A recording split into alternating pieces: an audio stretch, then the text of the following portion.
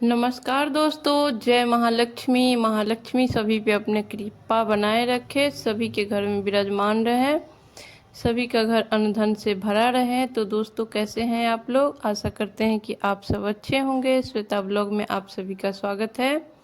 तो चलिए, आज अगहन में जो गुरुवार का पूजा किया जाता है, महालक्ष्मी व्रत, उसका पूजा विधि मैं आप लोग के साथ शेयर करने वाली हूँ,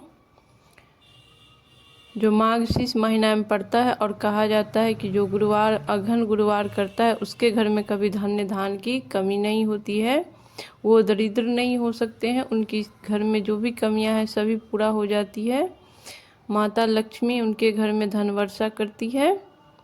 तो चलिए देख लेते हैं अगहन गुरुवार का पूजा कैसे किया जाता है। तो एक दिन पहले भी आप सारा तैयारी कर सकते हैं, या फिर उस दिन ब्रह्म मुहूर्त में किया जाता है तो आप उस दिन सवेरे उठ के कीजिएगा तो भी हो जाएगा, लेकिन ज़्यादा अच्छा रहेगा एक दिन पहले। तो हमें ज़्यादा साफ़ सफाई घर की नहीं करनी है। बुधवार को साफ़ सफाई करके रख लीजिए, बाल धोकर स्नान कर लीजिए, लेकिन गुरुवार को सिर्फ झाड़ू लगाना है और गंगा जल हल्दी डाल के छिड़काव कर लेना है।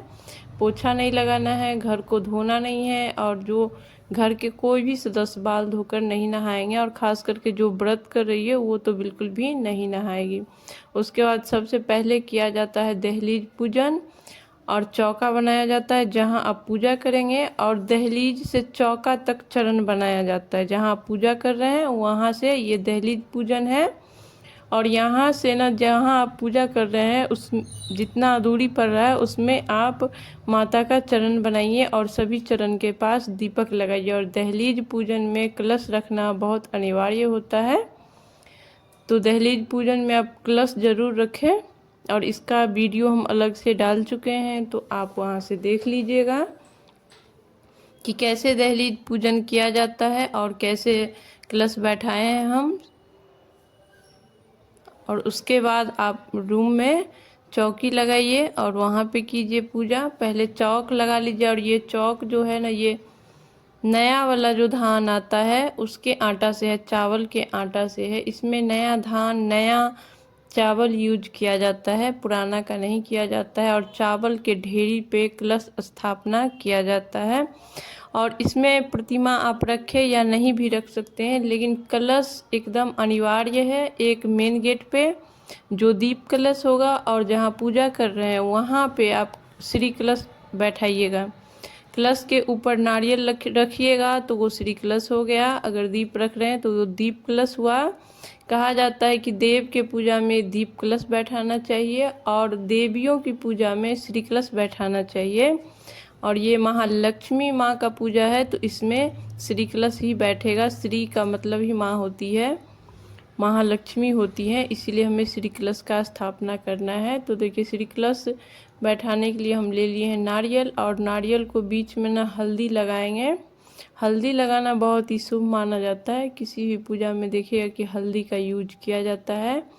तो नारियल को हम महालक्ष्मी माता मान रहे हैं, और महालक्ष्मी माता मान करके उनको हल्दी लगाएंगे और रोली से चंदन लगाएंगे, और फिर कलश पे रखेंगे।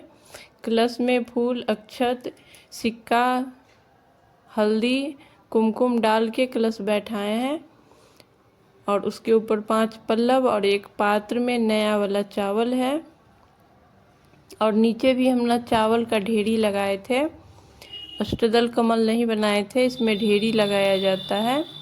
और फिर नारियल जो है ना, उसमें चुंदरी लपेटा नहीं जाता है, या फिर मोली लपेटा नहीं जाता है, यहाँ पे ओढ़ाया जाता है। जैसे आप कोई भी प्रतिमा को ओढ़ाते हैं उसी तरह ओढ़ाया जाता है, और उसी तरह से माला भी पहनाया जाता है। मतलब साक्षात ये महालक्ष्मी माँ बैठी हुई हैं, ऐसा आपको मानना है, ऐसा मान्यता है। उसके बगल में आप फोटो भी रख सकते हैं, मूर्ति भी रख सकते हैं, लेकिन कलश इस तरह से बैठाया ही जाएगा इस पूजा में। और गुरुवार का पूजा जो होता है अगहन में, वो महालक्ष्मी के नाम से होता है। तो देखिए, हम कलश को बैठा लिए हैं, उस पे महालक्ष्मी माता को बैठा लिए हैं, और नीचे जला रहे हैं एक दीपक। दीपक जलाएंगे, और सबसे पहले कर लेंगे दीपक का पूजा, क्योंकि पूजा का साक्षी जो होता है वो दीपक ही होता है, इसीलिए। और उसके बाद बैठाएंगे गणपति को, तो फूल का आसन देते हुए गणपति को बैठा लेंगे और उसके पीछे चावल का या फिर नया वाला जो धान आता है उसका ढेरी लगा करके उस पे आप माता का प्रतिमा या मूर्ति कुछ भी बैठा सकते हैं। धान लक्ष्मी का ही ये पूजा होता है। धन वैभव भरने वाली, घर में सुख समृद्धि प्रदान करने वाली माता। इसमें जो धन लक्ष्मी, धान लक्ष्मी का पूजा जो भी लोग करते हैं उनके घर में जो खाने पीने से संबंधित जो भी वस्तु है उनकी कभी कमी नहीं होती है, ऐसा मान्यता है। तो इसलिए हम धान पे उनको बैठाएंगे, ढेरी पे। और ज़्यादा धान आपके पास है तो बड़ा सा ढेरी लगा के भी आप बैठा सकते हैं। गांव में आप देखिएगा कि बड़ा सा ढेरी रहेगा, उस पे गाय का गोबर रख देते हैं लोग और वहाँ पे फूल, अक्षत, चंदन चढ़ा देंगे और फूल और धूप दीप चढ़ा देंगे। बड़ा सा ढेरी, उस पे छोटा सा ऊपर में देखिएगा गाय का गोबर रख करके गाय को, गोबर को महालक्ष्मी माता मान करके पूजा किया जाता है। तो यहाँ पे तो उतना धान रखना संभव नहीं है क्योंकि उतना उपलब्धि नहीं है।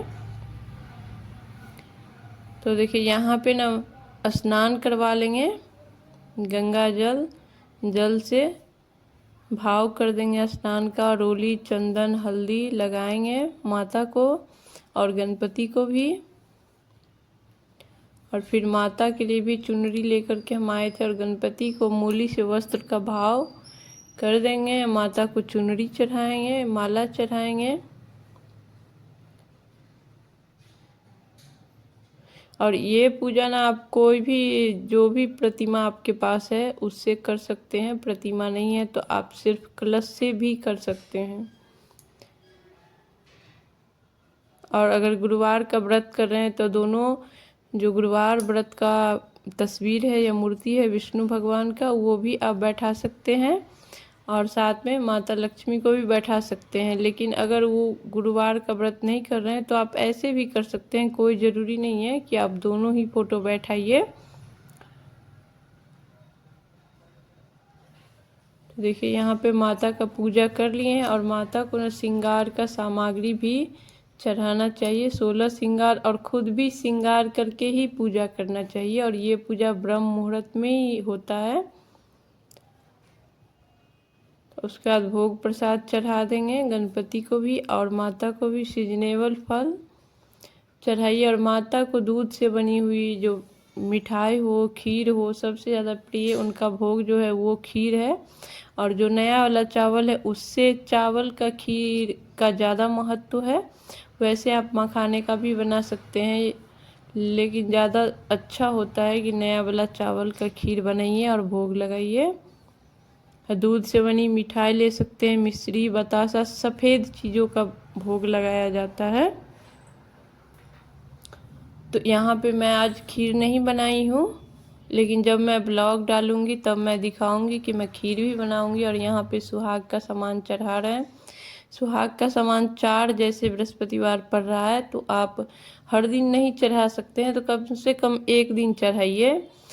और चुनरी भी पहले जैसे बृहस्पतिवार का व्रत गुरुवार का किया उस दिन आप चढ़ाया तो अगले गुरुवार को उसको आप बुधवार को ही धो करके रख लीजिए और वापस से आप गुरुवार को चढ़ा सकते हैं। हर बार नए खरीदने का कोई ज़रूरी नहीं है। तो यहाँ पे हो गया है मेरा पूजा।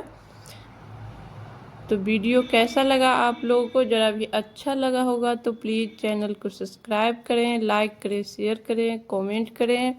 फिर मिलेंगे किसी नए वीडियो के साथ, तब तक के लिए नमस्कार।